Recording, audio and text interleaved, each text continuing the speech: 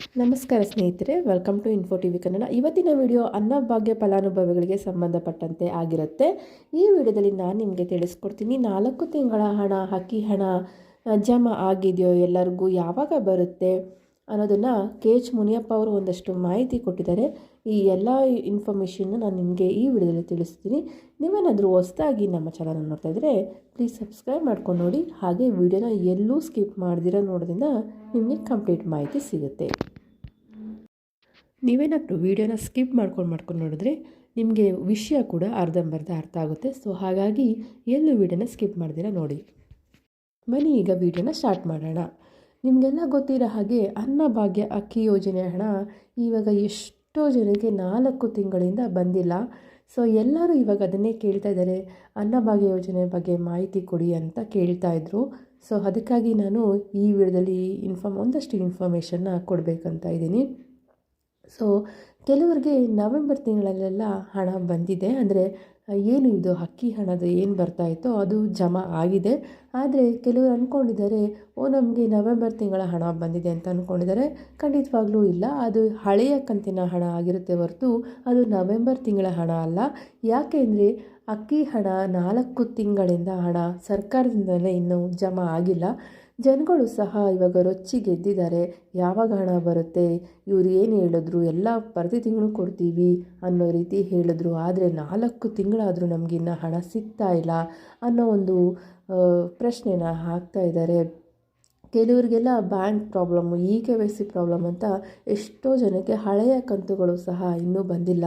ನಿಮಗೆಲ್ಲ ಗೊತ್ತಿರೋ ಹಾಗೆ ಇವಾಗ ಶಕ್ತಿ ಯೋಜನೆಯೂ ಸಹ ಬಂದ್ ಮಾಡಬೇಕು ಅಂತಿದ್ದಾರೆ. ಅಂದರೆ ಏನು ಒಂದು ಸರ್ಕಾರಿ ನೌಕರರು ಅಂದರೆ BMTC ಡ್ರೈವರ್ಸು ಹಾಗೂ KSRT ಡ್ರೈವರ್ಸ್ಗಳು ಏನು ಮಾಡ್ತಿದ್ದಾರೆ ಅಂದರೆ ಅವರ ಒಂದು ಬೇಡಿಕೆಗಳನ್ನು ಸರ್ಕಾರದ ಮುಂದಿಟ್ಟಿದ್ದಾರೆ.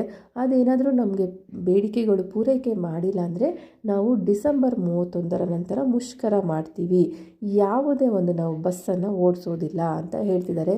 ಹೀಗಾಗಿ ನಿಮಗೆ ಡಿಸೆಂಬರ್ 31 ನಂತರ ಬಸ್ಗಳು ಸಹ ಇರೋದಿಲ್ಲ.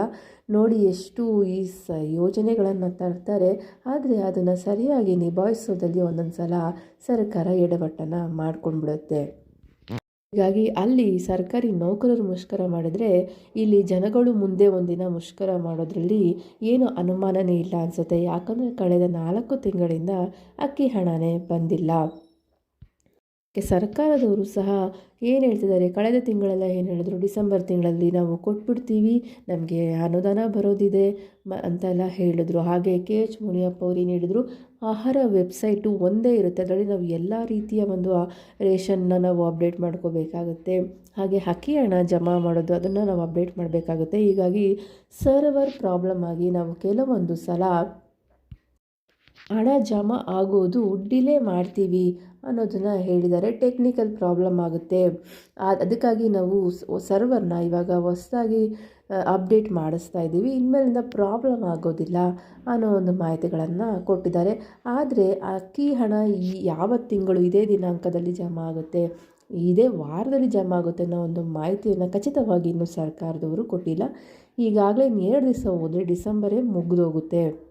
ಇನ್ನೇನಿದ್ರು ಜನವರಿ ಹೊಸ ವರ್ಷದಲ್ಲಿ ಇವರು ಕೊಡಬೇಕಾಗತ್ತೆ. ಆ ತಿಂಗಳೇನಾದರೂ ಕೊಟ್ಟರೆ 5 ತಿಂಗಳ ಅಕ್ಕಿ ಹಣ ಬರಬೇಕಾಗುತ್ತೆ. ಮತ್ತು ಬರುವ ಜನವರಿ ತಿಂಗಳಲ್ಲೂ ಇವರು ಹಣವನ್ನು ಏನಾದರೂ ಬಿಡುಗಡೆ ಮಾಡಿಲ್ಲ ಅಂದರೆ ಜನ ರೊಚ್ಚಿಗೆದ್ದು ಪ್ರತಿಭಟನೆ ಅಂತೂ ಖಂಡಿತ ಮಾಡೇ ಮಾಡ್ತಾರೆ. ಸೊ ನೋಡಬೇಕಾಗಿದೆ, ಯಾವಾಗ ಈ ರೀತಿ ಎಲ್ಲ ಕಂತುಗಳನ್ನು ಒಟ್ಟಿಗೆ ಕೊಡ್ತಾರಾ, ಇಲ್ಲ 2 ತಿಂಗಳು 3 ತಿಂಗಳು ಆ ರೀತಿ ಹಣವನ್ನು ಜಮಾ ಮಾಡ್ತಾರಂತ ಇವಾಗ ಕಾದು ನೋಡಬೇಕಾಗಿದೆ ಅಷ್ಟೇ. ಹೊಸ ವರ್ಷಕ್ಕೆ ಏನಾದರೂ ಹಣ ಜಮಾ ಆಯಿತು ಅಂದರೆ ಎಷ್ಟು ಜನಕ್ಕೆ ಬಹಳ ಅನುಕೂಲ ಆಗುತ್ತೆ. ಹೊಸ ವರ್ಷಕ್ಕೆ ಹೊಸ ವರ್ಷ ಆಚರಣೆ ಮಾಡೋದಕ್ಕೂ ಸಹ ಅವರಿಗೆ ಅನುಕೂಲ ಆಗುತ್ತೆ. ಹೊಸ ಬಟ್ಟೆಗಳನ್ನು ತಗೊಡ್ತಾರೆ ಮಕ್ಕಳಿಗೆ, ಈ ರೀತಿಯಾಗಿ ಒಂದಷ್ಟು ಆಚರಣೆಗಳನ್ನು ಮಾಡೋದಕ್ಕೂ, ಮತ್ತು ಕೆಲವು ಜನ ತುಂಬ ಬಡವರು ಇರ್ತಾರೆ, ಊಟಕ್ಕೂ ಕಷ್ಟಪಡ್ತಾ ಇರ್ತಾರೆ, ಅಂಥವ್ರಿಗೆ ಬಹಳಷ್ಟು ಅನುಕೂಲ ಆಗುತ್ತೆ. ಕಾದು ನೋಡಬೇಕಾಗಿದೆ ಯಾವ ರೀತಿ ಇವರು ಸರ್ಕಾರದವರು ಈ ಅಕ್ಕಿ ಹಣನ ಬಿಡುಗಡೆ ಮಾಡ್ತಾರೆ ಅಂತ.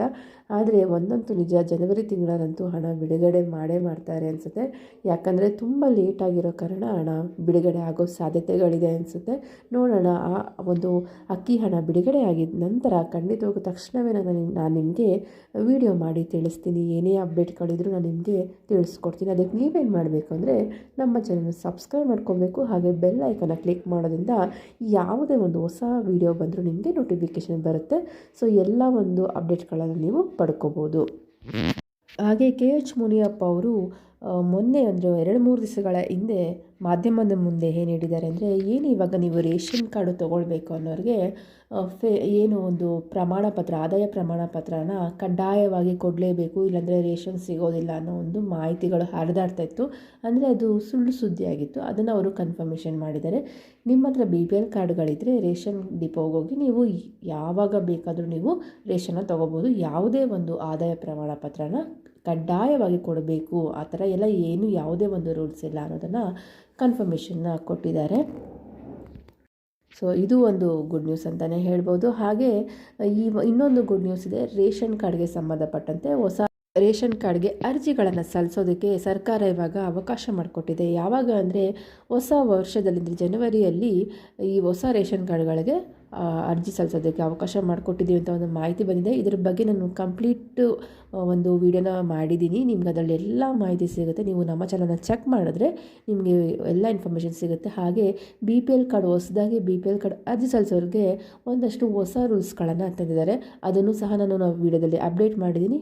ಪ್ಲೀಸ್ ನೀವು ನಮ್ಮ ಚಾನಲ್ನ ಚೆಕ್ ಮಾಡಿ ಹೋಗಿ ಆ ವಿಡಿಯೋನ ಚೆಕ್ ಮಾಡಿದ್ರೆ ಎಲ್ಲ ಮಾಹಿತಿ ನಿಮಗೆ ಖಂಡಿತವಾಗೂ ಸಿಗುತ್ತೆ.